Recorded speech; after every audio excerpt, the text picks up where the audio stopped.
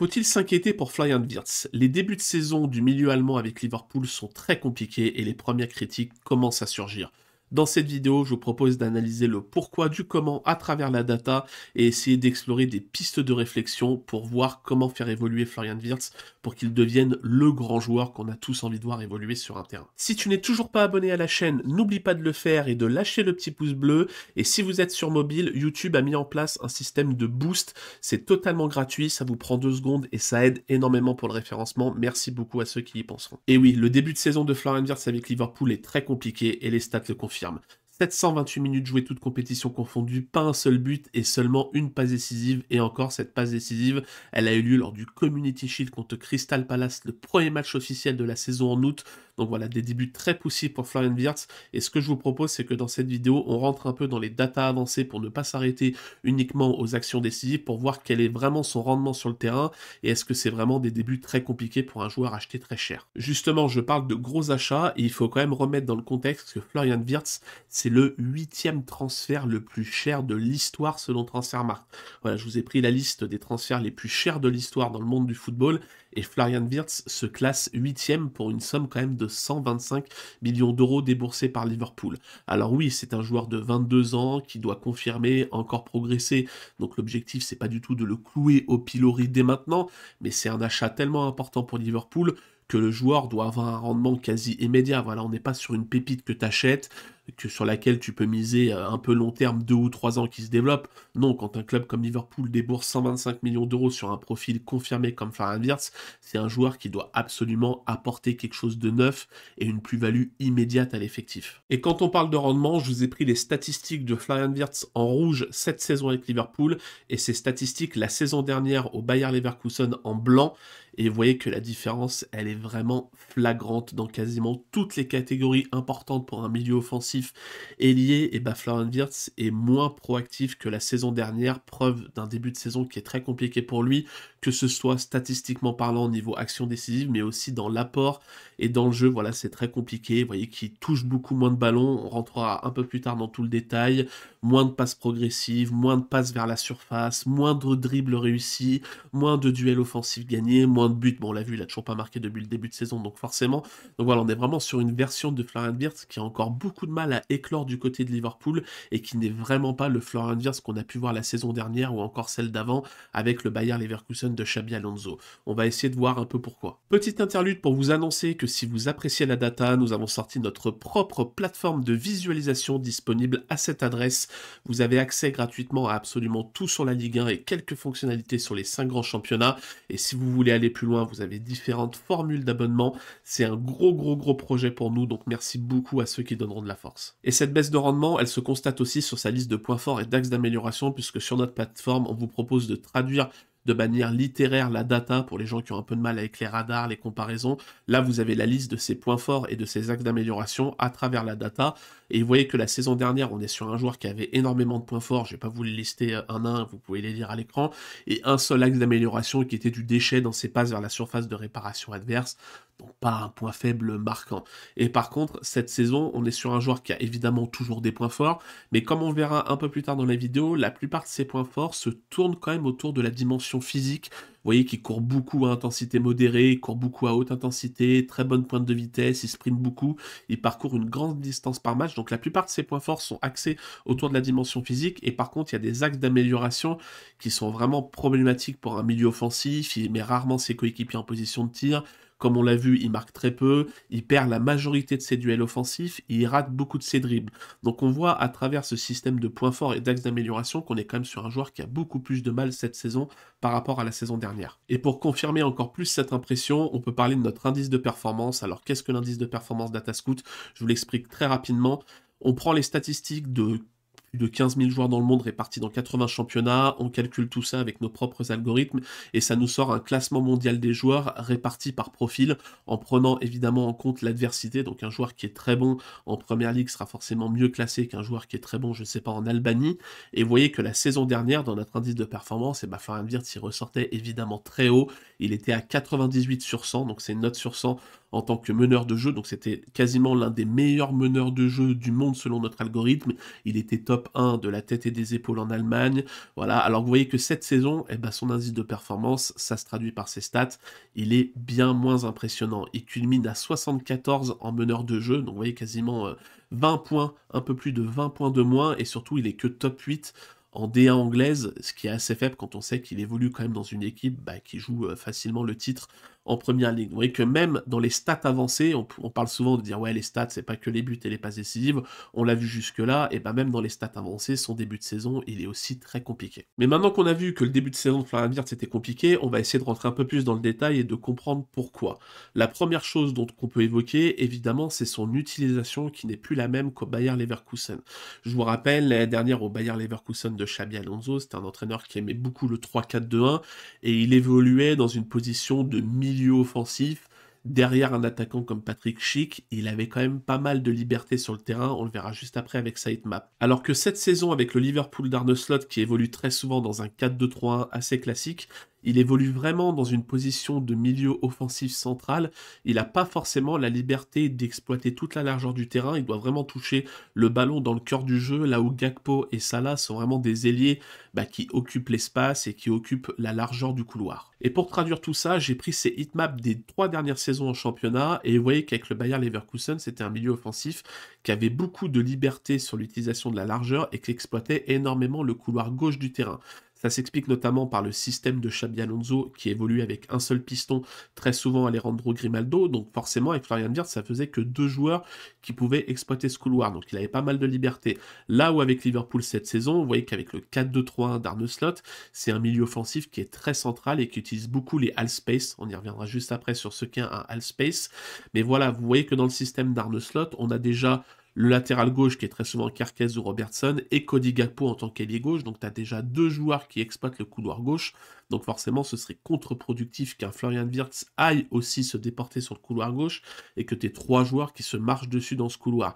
Donc Florian Wirtz est vraiment un milieu offensif central, qui est concentré dans l'utilisation du half space et dans cette zone juste avant la surface de réparation. Mais c'est quoi le half space? En effet, c'est un terme qui est de plus en plus utilisé dans le football moderne, mais c'est parfois un peu flou pour certaines personnes, donc je vais essayer de vous l'expliquer très rapidement. En gros, si vous prenez un terrain de football et que vous le découpez en 5 couloirs verticaux, vous avez les ailes, l'axe central, et entre ces 2 zones, vous avez les fameux demi-espaces qu'on appelle half space en anglais. Donc c'est pas un couloir que vous voyez tracé au sol, il n'y a pas de ligne qui détermine le half space, mais c'est une zone qui est vraiment fondamentale, parce qu'un joueur qui s'y place, il n'est pas collé à la ligne de touche, mais il n'est pas non plus enfermé dans l'axe. Il peut tirer, combiner vers l'intérieur, ou servir à un coéquipier lancé sur l'aile. C'est un espace qui multiplie les options et rend l'attaque beaucoup moins imprévisible.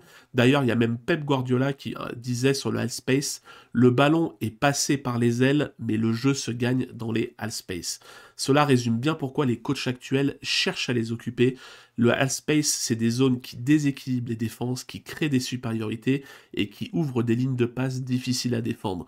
Donc quand on voit un profil comme Florian Wirtz, qui est un profil de joueur technique, à l'aise à la passe, qui est capable de créer des occasions et de faire la différence par la passe, eh bien évidemment on comprend mieux pourquoi le half space c'est une zone qu'il adore et qu'il essaye d'exploiter au maximum, mais c'est aussi une zone, bien évidemment vous vous en doutez, si c'est une zone qui est utile offensivement, c'est aussi une zone qui est de plus en plus surveillée défensivement par les coachs, et les coachs essayent de verrouiller cette zone pour qu'un joueur comme Florian Wirtz n'ait pas une liberté maximale dans les half space de faire mal à leur bloc défensif. On va rentrer un peu dans l'analyse des datas avancées de Florian Wirtz pour comprendre la différence entre les dernières saisons et cette première saison à Liverpool.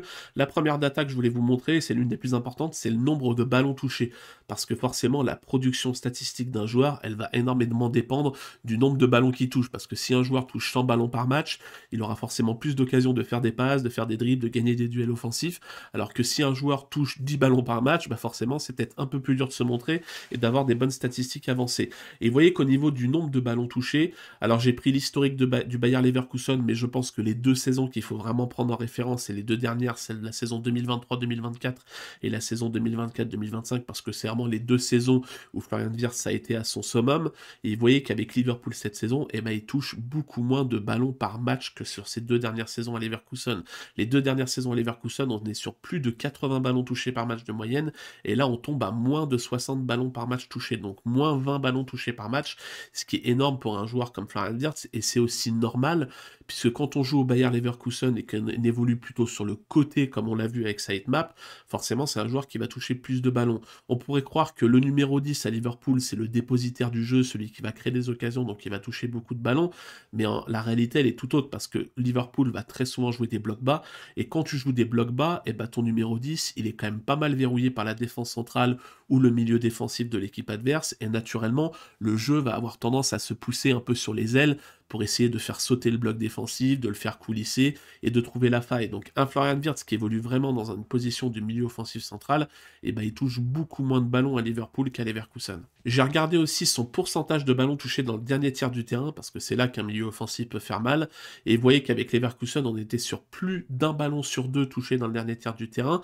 alors qu'avec Liverpool, on est descendu en dessous des 50%, et ça s'explique aussi par le fait que quand un joueur comme Florian Wirtz a du mal à toucher le ballon, comme on l'a vu sur la slide précédente, naturellement, qu'est-ce que le joueur va faire? Et ben, le joueur va peut-être décrocher un peu pour redescendre, pour se sortir du pressing adverse, pour essayer de toucher du ballon, prendre la confiance. Voilà, on sait que ce genre de joueur n'aime pas ne pas toucher le ballon pendant plusieurs secondes, voire plusieurs minutes. Donc c'est naturel qu'un profil comme Florian Wirtz redescende sur le terrain pour essayer de toucher des ballons. Mais du coup, ce qu'on constate quand on cumule les deux, c'est que de 1, il touche moins de ballons, et en plus, sur les peu de ballons qui touchent, il y en a moins qui sont dans la zone de vérité et la zone d'action du terrain. Donc on comprend aussi pourquoi le joueur perd en influence et perd en rendement, parce que forcément il touche des ballons qui ont moins de probabilité d'être dangereux pour le bloc défensif adverse. Et cette perte d'influence, elle va aussi se propager à d'autres statistiques avancées. La première que j'ai pris en compte, c'est les non-penalty expected goals. C'est tout simplement les expected goals dans lesquels on retire les penalties, parce que les penalties gèrent beaucoup d'XG, et c'est pas forcément très pertinent de les prendre en compte quand on veut faire une analyse du jeu. Et vous voyez qu'avec Liverpool, et forcément, il est moins présent dans les zones de vérité, donc il se procure moins d'occasions nettes. Alors en plus, il a du mal à les concrétiser, puisqu'il a toujours pas marqué cette année. Mais voilà, vous voyez que forcément, un joueur qui touche moins de ballons et qui touche moins de ballons dans le dernier tiers, ça paraît assez logique que ce soit aussi un joueur qui se procure moins d'occasions. Mais ce qui est le plus intéressant pour moi, c'est les expected assists. Les expected assists, c'est très simple. C'est les XG qui sont générés par les passes d'un joueur. Vous pouvez traduire ça par la création d'occasions, ça marche très bien. Et vous voyez que cette saison avec Liverpool, on est en dessous des 0,2 expected assists par 90 minutes, alors qu'avec Leverkusen, on était plus du double quasiment toutes les saisons. Donc vous voyez qu'on est sur un joueur qui perd de l'influence, et c'est logique, comme on l'a vu au niveau des occasions qu'on peut se procurer, forcément un joueur quand il touche moins le ballon et quand il touche c'est plus reculé sur le terrain, c'est plus compliqué pour lui de procurer des occasions à ses coéquipiers et de les mettre en bonne position de tir. Donc c'est un peu pour vous dire que tout est lié en fait dans le football. Forcément, on peut regarder les statistiques et dire oui, le joueur il est nul, il met pas un but, pas une passe décisive, il est rincé.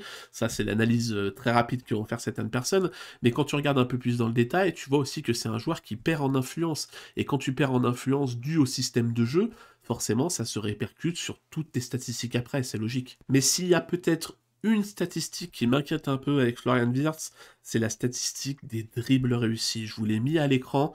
Les statistiques de dribbles réussis avec Liverpool, je les trouve quand même un peu inquiétantes, parce que oui, il touche moins de ballons, mais l'année dernière, les saisons dernières, on était globalement autour de 3 dribbles réussis par match, et là, avec Liverpool, on est à peine un dribble réussi par match, quasiment 3 fois moins. Donc oui, ça peut s'expliquer par le nombre de ballons touchés, mais je pense qu'il y a d'autres explications. Moi, j'en ai peut-être une, c'est le fait que quand tu joues au Leverkusen dans un rôle de milieu offensif, mais qui a pas mal de liberté sur la largeur, tu peux plus facilement dribbler le latéral adverse, tu as plus d'occasions de le dribbler, je pense. Alors que par contre, quand tu joues dans le cœur du jeu à Liverpool en tant que milieu offensif central, j'en ai déjà parlé un peu, mais tu te retrouves à devoir lutter soit face à des défenseurs centraux qui sortent un peu haut, ou soit face à des milieux défensifs qui sont en général très rugueux et qui sont vraiment des joueurs axés sur la défense, donc ils se retrouvent à devoir faire des dribbles face à des joueurs de plus grande qualité défensive, j'ai envie de dire. Donc je pense que Florian Wirtz souffre aussi un peu de ça, du défi physique que lui est imposé